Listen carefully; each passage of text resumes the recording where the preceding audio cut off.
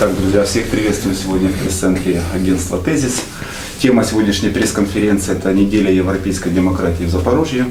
И у нас сегодня в гостях представители Евромолоди, общественной организации молодежной, и также КП Запорожский областной центр молодежи. Итак, Александр Овчаренко – это специалист Запорожского областного центра молодежи, и Ярослав Храбский – представитель общественной организации Евромолод. Мы будем говорить о том, что Запорожье сегодня накануне проведения недели европейской демократии. В рамках этой недели запланирован целый ряд мероприятий, как для молодежи, да, так и вообще о Европе. О Европе в целом, да. Ну, наверное, начинаем. Да. Ярославу, вам, наверное, слово. Да, ну, в первую очередь я хотел бы всех поприветствовать. Добрый день. Наконец-то мы настроились на какой-то позитив. Наконец-то мы говорим не о революции, а о каких-то европейских ценностях и принципах. Сегодня мы бы хотели продолжить то, что наш президент, еще тогдашний президент Ющенко, в 2007 году подписал указ о Европейской неделе местной демократии. Этот указ был ориентирован на то, чтобы все-таки европейские представители местных громад были ориентированы на Европу, на развитие европейских ценностей, принципов именно местного самоуправления, принципов адекватного местного регулирования, начиная от регуляторной политики и в целом, чтобы они научились, как нужно управлять в целом местным самоуправлением и в демократических европейских ценностях с теми принципами, на которыми ориентированы полностью целый мир, а не только Европа и не только развитые страны. В рамках недели предусмотрены такие мероприятия. Они развивались целостные, от молодежи до стариков, развивались так, как это были и представители разных общественных организаций, представители власти. В целом это было сделать единственный вектор такой развития европейского управления, европейского местного самоуправления, полностью европейской политики в Украине. Мы все четко понимаем, что после 2009 года недели европейской демократии вообще не происходили. Этому передавал разные политические ситуации в Украине. Особенно это можно было просматривать в 2011-2013, и, к сожалению, в 2013 году. В 2011-2012 году эти недели были формальные, они проводились исключительно в библиотеках, никаких акций они между собой не шли, никаких инфоповодов не было, просто чтобы прошло. То есть просто есть указ, отменять мы его не будем, вроде бы мы идем в европейском векторе, нам это вроде бы надо, а толку от этого мы не имеем. Никакого реального результата они не приносили, они были исключительно только на бумагах. Мы Евромолодь планировали провести их еще в том году, но, к сожалению, эти события, которые захлестнули нас и захлестнули всю страну, не дали такой возможности провести недели европейской демократии в Украине и именно в Запорожье в целом. И надо учитывать то, что ноябрь, октябрь этого года, все-таки это были еще общественные организации, которые что-то делали, для чего-то делали, они, в принципе, были не нужны. Была куча карманных организаций, куча организаций, которые представляли интересы того или иного лобби, как на местном уровне, как на уровне всеукраинском, и Европа, европейская демократия, какие-то ценности и принципы были абсолютно никому не нужны. И можно в целом считать, что европейская молодежь и Центр молодежи, и другие организации, которые присоединятся к этому, те, кто поучаствует, это представители вузов, или это молодежные общественные организации, может, общественные организации будут не только молодежного направления, они наконец-то присоединятся к нормальным, к адекватным принципам, к адекватным действиям, к адекватным мероприятиям, которые дадут какую-то результативность. Мы все-таки настаиваем, и европейская молодежь Украины, и в целом позиция наших представителей, мы должны работать на результат. Давайте закончить то направление, когда работаем ради работы. Это можно просматривать на базе миллиона организаций, которые существуют в Украине. Мы работаем, чтобы у нас была продуктивность, чтобы у нас была работа. Мы работаем на результаты, потому что к многим акциям мы не присоединяемся, мы гнем линию исключительно принципов, и главный принцип – это работа на результат. В целом, как мы собираемся провести неделю европейской демократии? Мы собираемся провести интеллектуальные игры с представителями вузов. Это пойдет в областном центре молодежи. Так мы собираемся провести выездные такие игры в области. То есть надо понимать, что Европа, европейские ценности и в целом развитие местного самоуправления, развитие европейского управления должна постигаться на громады, и громады должны быть самой нише. То есть надо ехать в область, надо ехать в район, надо ехать в село. Потому что есть такие районы, в которых ситуация абсолютно напряженная. Если смотреть Куйбышево, Розовку, то туда не ездит никто. А если сейчас и поедут на фоне выбранной кампании, кроме принтера и какой-то еще другого минимального подкупа, они ничего не принесут. Какой-то информации, какой-то действительно результативной и продуктивной деятельности они предоставить, к сожалению, не могут. А там живет большое население нашей области. Подробнее об этих всех акциях, которые запланированы совместно с Центром молодежи, расскажет вот Александр. Александра, пожалуйста, вам слово. Я всех приветствую. Хотелось бы действительно более подробно рассказать о том, что же будет, как мы привлекаем молодежь. Действительно, у нас уже была практика проведения интеллектуальных игр для молодежи, и в мае ко Дню Европы мы уже проводили интеллектуальную деловую игру с аналогичным названием «Взгляд молодежи на европейский выбор Украины». Но это была игра для студентов высших учебных заведений 1-2 уровня аккредитации. Теперь мы уже решили поработать со студентами высших учебных заведений 3-4 уровня аккредитации. Игра состоится 15 октября в 14:00 в Запорожском областном центре молодежи. Она предполагает наличие команд представителей от вузов, определенные этапы команды все пройдут, да, и там будут и дискуссии, и студентам нужно подготовить домашнее задание, будет небольшая игра-квест по карте Евросоюза, то есть это позволит погрузиться в такой непринужденной атмосфере, да, получить какие-то знания, пообщаться, подискутировать, приобрести опыт, приобрести новых знакомых и еще и посоревноваться, получить определенные призы. И сейчас мы как раз общаемся по поводу выездов в область. Точно, я думаю, это будет Мелитополь и Бердянск. Скорее всего, мы туда поедем. Со 100% точностью не могу сказать, но 80%, что получится поехать. Потому что действительно в городе мы можем охватить только городские вузы, а чтобы охватить область, это нужно самим туда поехать и провести какое-то мероприятие. Я думаю, что все получится. И еще одно запускается мероприятие, тоже связано как раз с Европой, с погружением, можно сказать, в Европу. Всеукраинская молодежная общественная организация «Сердце к сердцу» проводит такую акцию, как конкурс эссе «Я европеец». Она проводится для учеников 8-11 классов. Об этой информации можно подробнее узнать, обратившись в Центр молодежи областной. Проводится она на протяжении октября-декабря, то есть задача участников написать эссе о том, какой я европеец, да, как они себе это видят, какие ценности, какие традиции, и дальше уже есть возможность у прошлогодних победителей, так как этот конкурс проводится совместно с посольством Литовской Республики в Украине, то прошлогодние победители, для них был организован тур в Литовскую Республику, и там достаточно интересно все об этом рассказывали. Была возможность окунуться в Европу, можно сказать. И мы готовы к сотрудничеству, к предложениям от молодежи. То есть, в принципе, если у кого-то будут какие-то идеи, да, которые хотелось бы реализовать, то мы готовы принять у себя, посотрудничать, повзаимодействовать. Спасибо. Безусловно, будут вопросы по сегодняшней деятельности Центра молодежи, потому что, я так понимаю, сегодня это такое второе дыхание. Да. На самом деле сейчас стараемся запускать как можно больше проектов, как можно больше взаимодействовать с молодежными общественными организациями. Буквально на этих выходных было заседание, такое встреча, знакомство. Собралось около 30 молодежных организаций, которые, в принципе, существуют в городе Запорожье, но между собой особо не взаимодействовали. А так была возможность познакомиться, обменяться контактами.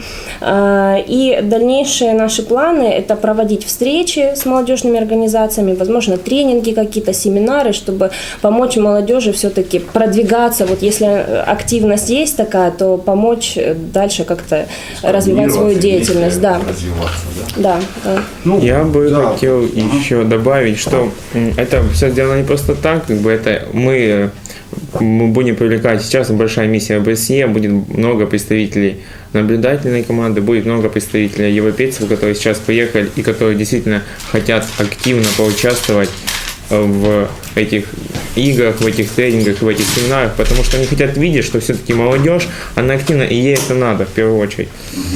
Ну и, безусловно, мы всех участников обеспечим подарками, ценными призами, которые нам придаст представительство ЕС. Мы с ним уже 4 года активно сотрудничаем.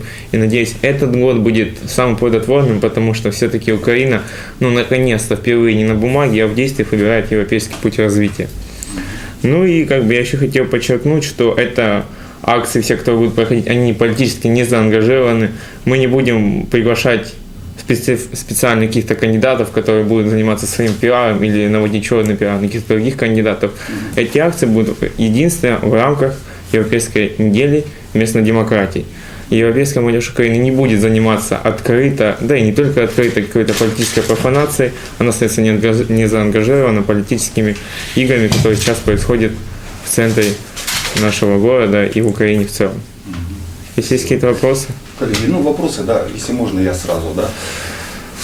Такой вопрос, он на поверхности, хоть Ярослав его и коснулся немножко, но хотелось бы углубить, понять, как европейская молодежь, как организация общественная, которая представляет интересы, я так понимаю, большого круга молодежи в городе и в области, относится к предстоящим парламентским выборам. Несмотря на то, что вы аполитичны и декларируете, что открыто не поддерживаете кого-то или наоборот открыто кого-то не критикуете, тем не менее наверняка у организации есть позиция. Да? Вот что для вас, как для молодежи, передового ее актива сегодня важно на этих парламентских выборах? Как вы собираетесь их стимулировать? Да, Виталий, спасибо за вопрос. Да, позиция европейская молодежь остается не заангажированной организацией. Если официальная позиция европейской молодежи, она будет максимально следить, чтобы выборы прошли честно, открыто и со всеми нормами, которые должны исполняться. Большинство членов европейской молодежи именно в Запорожье не являются представителями общественной сети «Опора», потому что они в априори не может заангажированы, они не представляют никаких кандидатов. И всей молодежи и которые позиционируют себя как европейская молодежь, которые входят в нашу организацию, есть одна большая цель. Это добиться того, чтобы выборы в Запорожском регионе прошли честно, открыто и по тем нормам законодательства, по которым они должны пройти. Если мы этого добьемся, то мы надеемся в целом, что дальше развиваться Украина и в Запорожье будет в том векторе, в котором мы выбрали. Вот социологи говорят о том, что несмотря на то, что молодежь у нас активна, да, и по Майдану мы это видели, что молодежь сыграла определенную роль в этих событиях, а при этом молодежный электорат не всегда активен, когда идут выборы. И часто все возвращается на круги своя, именно потому, что идут люди, тот электорат, на который рассчитывают традиционные политические силы. Вот это проблема. Это проблема не одного поколения, и одного государства. Надо четко понимать, что молодежь, она с одной стороны, она и самополитично развита, политично, она интересуется всем, но с другой стороны, она действительно должна понимать, что она отдает свой голос на развитие. Многие думают, что я не отдам голос, потому что это ничего не изменит. И нужно понимать, что молодежь, вступая в выборную гонку, вступая и отдавая свои голоса, многие люди отдают это в первый раз, во второй, в третий. У нас выборы проходят очень часто и очень быстро, а в развитых странах выборы проходят на протяжении на протяжении 50 лет образно, и молодежь уже взрослеет от выборов до выборов. Если относительно на одну избирательную кампанию она каким-то образом не попала, то на вторую избирательную кампанию она уже не будет так аполитична, она обязательно придет, отдаст свой голос за кандидата. И после последних событий, которые произошли в Украине, я не думаю, что явка молодежи будет мала. Да, может быть, в каких-то регионах, где молодежь не так активно принимала участие или не так активно была пропитана этим духом революции, то в остальных, большей части Украины, молодежь все-таки была активна. Именно молодежь выходила, именно молодежь занимала какие-то открытые позиции, именно молодежь стояла тогда в самых жалких и пылких страстях на Грушевского. Я думаю, после такого молодежь не может себя вот так вот обидеть, чтобы не прийти и не проголосовать. Да, мы готовимся, что явка молодежи будет не особо большая, но то, что она будет, и то, что они действительно отдадут свои голоса не за гречку и, может быть, не дадут ни за 100 гривен, то да, действительно, молодежь придет и отдаст свой выбор цивілізований вибір за свого кандидата. Можна питання в мене до обидвох спікерів. Питання таке, скажіть, будь ласка, на вашу думку, ви казали, що вже проводили одну гру спільно з організацією, дві спільні організації. Скажіть, чи змінилось взагалі ставлення молоді до Європи? Тому що, в принципі, ті події, які відбулися в Україні, в Запоріжжі, молодь виходила за Європу. Чи змінилося в них ставлення до Європи, до європейського вибору України? Якщо змінилося, тобто, розкажіть як? Тобто, якщо студенти приходять, то вони приходять по своїй волі, або, наприклад, їх зганяють і їм не цікаво. Якщо так, розкажіть, які бувають у них дискусії, що вони взагалі, як вони обговорюють, щоб ми трішечки розуміли, наскільки ця проблема є актуальною в місті, або, наприклад, якщо вона не актуальна, то тоді треба щось робити, щоб вона була актуальною. Да, я отвечу. Спасибо за вопрос. На самом деле, прошлая игра показала, что пускай у нас было там совсем немного команд, да, совсем немного участников, но это были студенты, которые действительно что-то знают, чем-то интересуются, то есть они могут высказать свое мнение, они очень остро дискутировали там даже по поводу образования в Европе, по поводу каких-то систем ценностей, и очень было приятно, что с ними пришли группы поддержки и преподаватели, и видно было, что они действительно интересуются этим. Пусть, я еще раз повторюсь, это маленькое пока количество, но мы надеемся, что это будет развиваться, будут люди интересоваться этим, и потом отзывы после этой игры были только положительные, и многие заведения, которые не поучаствовали, они у нас интересовались именно, когда будет следующая такая игра, чтобы тоже поучаствовать. Пока решили уже со студентами немножко других учебных заведений провести игру, а дальше посмотрим, как студенты именно вузов уже реагируют на такую игру, как здесь пойдет. То есть видно было действительно невооруженным взглядом, что это интересно, и студенти інтересуються цією темою. Я би хотів додати, що все ж таки, на жаль, на превеликий жаль, ректор є посада, є посада не освітянська, а політична. Тому багато ректорів займають, кажуть, що вони не займають, але вони дійсно є політиками такого середнього, політичними гравцями, середнього рангу. І при кожній владі, на жаль, у нас влада мінлива, і вони мають об'являти свої позиції. Тому є ректори маленьких вузів, є ректори великих вузів, є ректори, яких налічується більше, ніж 35 тисяч студентів. І вони, звісно, об'являють свої посади, об'являють свої інтереси. Тому, якщо подивлятися таку тенденцію з зими, то, звісно, студенти змінилися, бо змінилася політика ректорату в цілому. І можна позначити, що ті ректори, які були повністю або аполітичними, як вони казали, або вони здійснювали тиск на студентів, не дозволяли їм виходити, або не дозволяли їм проводитися якісь акції, які були спрямовані на євроінтеграцію, або на розвиток європейського суспільства, то зараз позиція ректорату дуже змінилася, і майже кожні студенти мають вільно виражати свої принципові позиції. Чи змінилося ставлення влади до саме тижня європейської демократії, до європейського вибору? Тому що, в принципі, влада місцева у нас не змінилась, змінилась обласна влада. І, трішечки питання так до Олександри, може вона розкаже, як було там раніше, наприклад, рік тому, як зараз, на якому рівні це святкується, і робиться це для галочки, або робиться це для якихось... Чья підтримка?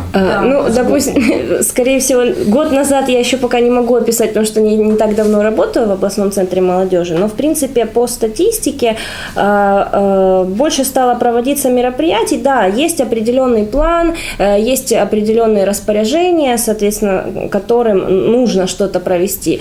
Но каждое предприятие выбирает, каждое учреждение выбирает для себя формат проведения, вообще проводить, не проводить. То есть нам бы хотелось привлечь молодежь именно не просто лекцией, какой-то, а чем-то таким активным, чтобы каждый смог проявить себя, не просто прийти, послушать, услышать информацию, а поучаствовать в этом. Поэтому мы всегда выбираем для молодежных мероприятий вот форматы каких-то игр, квестов, вот брейн-ринги, там, ну вот что-то такое, где каждый проявляет себя. Поэтому, если сказать вот для галочки или не для галочки, я от имени областного центра молодежи могу сказать, что у нас это проводится потому что мы хотим как-то привлечь молодежь, активизировать молодежь.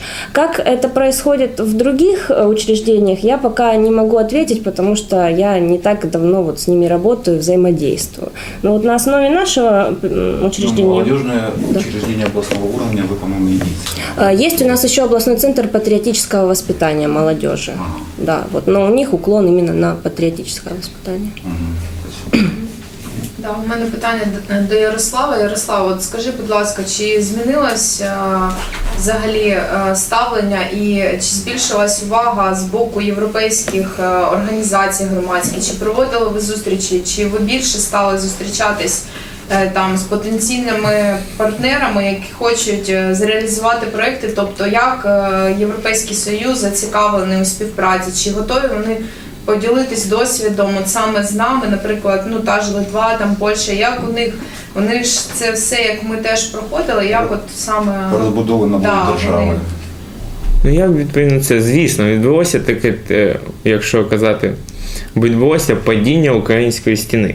Тобто, коли була цензура, коли був недопуск європейських громадських організацій, коли було недопуск реальних грантодавців або гранти, які були, вони повністю з'їдалися тими карманними організаціями, багато європейських донорів, багато європейських грантодавців зараз їдуть на Україну, їдуть переважно в центральну, в східну Україну, щоб надавати гранти на розвиток як молодіжної політики, як молодіжних проєктів, тому що вони розуміють, що зараз ті організації, які були при сонному Нотграду, або ті організації, які піддавалися цензурі, або просто ті організації, які навіть не могли організуватися при реально злочинній владі Януковича, яка була не націлена розвивати молодіжну політику, не націлена була розвивати громадянську думку України, то зараз вони активно їдуть. Європейська молодь також має багато зустрічей з організаціями з Польщі, з Литви. Зараз ми прописуємо спільний проєкт з організацією, яка представляє литовський саме уряд, тобто це урядова програма. Якщо ми зможемо виграти цей грантовий проєкт, то ми зробимо багато для розвитку молодіжної політики та громадської думки Запоріжжя саме для молоді. Тому що слід зауважити, що молодь і тільки молодь може активно надалі розвивати українську державу. Тільки вона, це в її руках, і потрібно орієнтуватися на молодь. Як би хто не хотів або хотів цього, то є молодь. Це єдине, що може взагалі в цілому розвинути українську країну. Все мы помним, что события Майдана начали, собственно, с Евромайдана, с молодежи, да.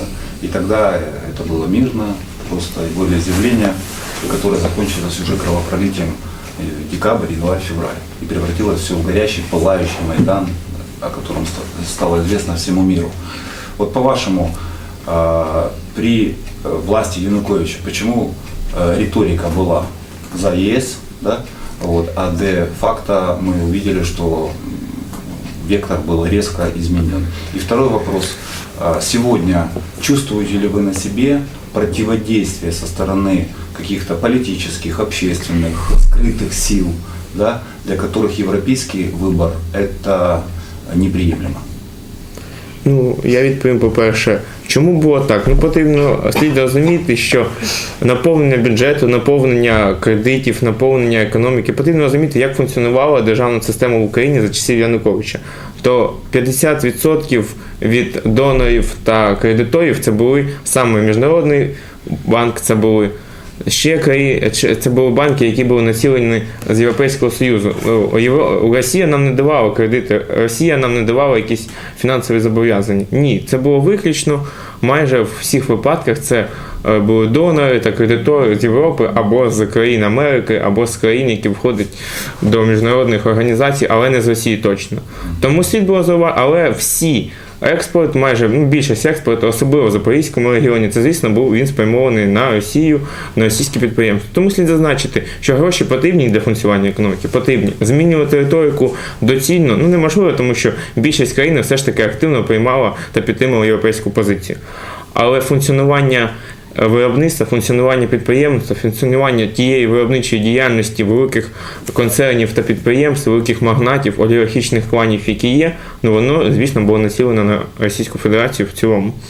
Тому це було не якимось знахідкою, що він було, саме коли він це зробить. Він зробить це відкрито так, як він зробив, або він зробить тими способами, або таємно, або змінити поточно, або змінити вектор не так впливно, як він зробив це за часів свого правління. Вторая часть вопроса. Вот на сегодняшний день вы сталкиваетесь с каким-то противодействием европейскому вектору? Вот вы его фиксируете на своей деятельности или что? Особисто ми, звісно, ми живемо в тому регіоні, де вплив вектору проросійського, вплив вектору Митного союзу, вплив вектору пострадянського є євроазіатського. Можна так сказати, євроазійського так набагато більший, ніж, наприклад, там у Львові або на Волині. Звісно, ми відчуваємо, але слід зауважити, що зараз є повністю змінена політика самого ж президента. Як він казав, але президент змінив політику все ж таки на євроінтеграцію. Тому тяжко тим організаціям, які відкрито хочуть надавити або відкрито пропагувати російську політику або політику євроазійську, їм зараз тяжко, тому що народ на фоні війни, на фоні кровавих подій, які відбуваються в Україні, не сприймає це як добре. Він сприймає це виключно як якісь злі наміри, провокації, так. Але все ж, вони залишились, безумовно, є багато підприємств, є багато їхніх лобі, а лобі існують повністю в районних радах, в обласних радах, в виконавчих органах. Вони лобіюють свої рішення, свої тенденції, свої принципи. Вони залишились, але зараз, звісно, вони зменшились. По-вашому, реванш возможен, или все-таки победа європейського вибору на окончательно? Я не думаю, що буде реванш. Я думаю, що Україна в той або інший спосіб, я прагну, щоб спосіб був мирний, але в той або інший спосіб вона змінить свою систему координат. Вона змінила її тоді, коли почалась Радіївка, коли люди прийшли з вилами і винесли тоді міліцію. То вона зміниться, але в мирний спосіб, або не в мирний спосіб. Це не нам вирішувати, це вирішити людям, які зараз більш ніж 100 тисяч задіяні в антитерористичній операції, і це вирішити їм. В який спосіб вони вирішать змінювати країну. Ярослав, скажіть, будь ласка, на днях стоїть питання про закон про люстрацію. Як євромолодь до цього ставиться? Можете прокоментувати? Так, особисто, я не знаю, як позиція євромолоді, я знаю свої особисті позиції. На моїй особистій позиції закон про очищення влади не є досконалим з одного простого поводу, що він явно суперечить Конституції України. Це зазначив Генеральний прокурор. Президент хоч підписав закон, але відправив його на Венеціанську комісію. Венеціанська комісія може, якщо вона дасть відгук свій офіційний, що він суперечить Конституції, то суб'єкт подання, я думаю, що якийсь депутат знайдеться, і він зможе подати до Конституційного суду, і Конституційний суд зможе скасувати дію цього закону. Тому зараз говорити про очищення влади або повну люстрацію, я не знаю, чи суто з юридичних моментів можна доцільно це або ні.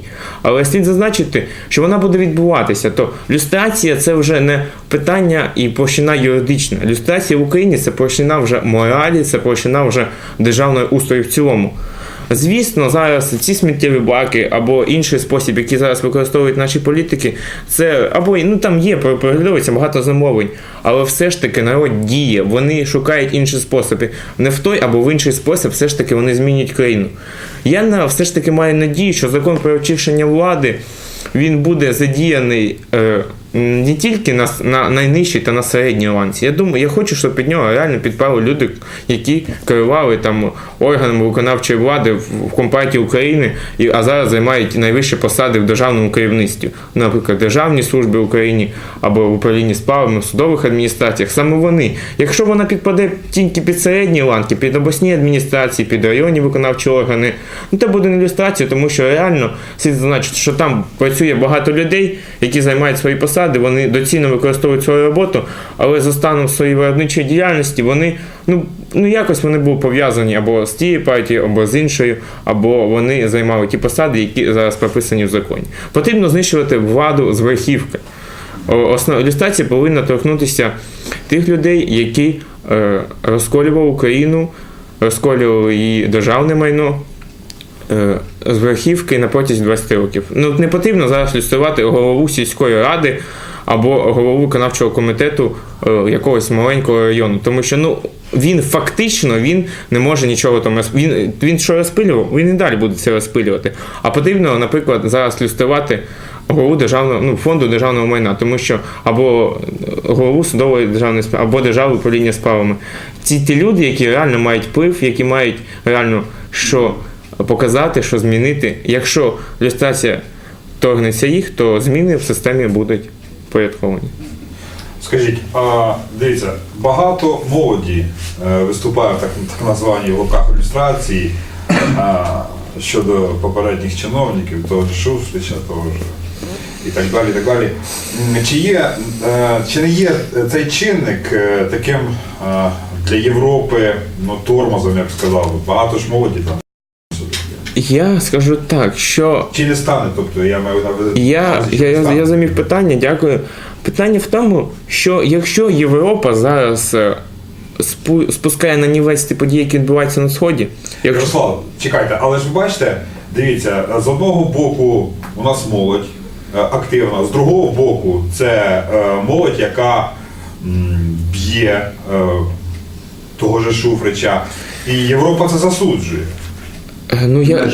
Я маю на увазі бачите, питання в тому, що якщо Європа дозволяє в своїй риториці, своїй політики вибачити той радикалізм, який проводить Російська Федерація та ту пряму агресію, то я не знаю, то якщо, побили, його ж не вбили там, він там це не наше, звісно, це не судити, це неправомірно, потрібно знаходити тих людей, але це питання тих 100 тисяч, які зараз воюють, які зараз задіяні в зоні АТО, які 20 років, хлопці, в мене є знайомий, в якого немає обидвих ног, немає кінцівок, 20 років, як йому жити?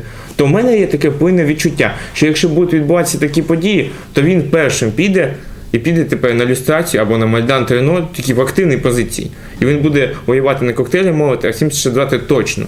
Тому що вибору в нього немає. Він воює і віддає своє життя не для цього. Тому я не думаю, що позиція Європи буде така злісна, така стримана, тому що якщо вона стримана по Росії, то вибачте, це не президент, там, це просто народний депутат, який реально відповідає за свої справи, який реально мав підбурення до радикалізму, який реально мав підбурення до зміни конституційної влади в Україні. Це було заснято, ці факти існують. Тому зараз сказати про якусь вплинність Європи, це неможливо, тому що Європа не змінить свого вектора. Європа вибирає цивілізований вибір, але в спосіб радикалізму або в спосіб поступових змін, це вже не нам вирішувати. В продолжение этого тезиса, который мы затронули, хотелось бы еще уточнить, Ярослав, у тебя вопрос. Да, есть критика в адрес Европы сегодня со стороны ряда общественных деятелей, политиков о том, что она охладела Украину. Да? То есть не всегда ее поддержка оперативна, явно мы ее видим, да? Часто берется тайм-аут, часто в этом Европарламент критикует. На твой взгляд, какой нужно Украине стать и что нужно принципиально изменить, чтобы Европа действительно протянула руку уже явно, и эта риторика и дискуссии о Евросоюзе стали реальностью? Що нам нужно зробити? Особисто для мене є, то я не знаю, як позиція молоді, тому що в нас є багато людей, які там займають посади, вони є членами організації, вони працюють в виконавчій владі, вони працюють в інших органах державної влади, або вони займаються реальним великим бізнесом. Я не знаю їхньої риторики, але особисто мою це потрібно змінити 3 основні базисні речі. Це реформа правоохоронних органів, реформа судової адміністрації та реформа місцевого самоврядування.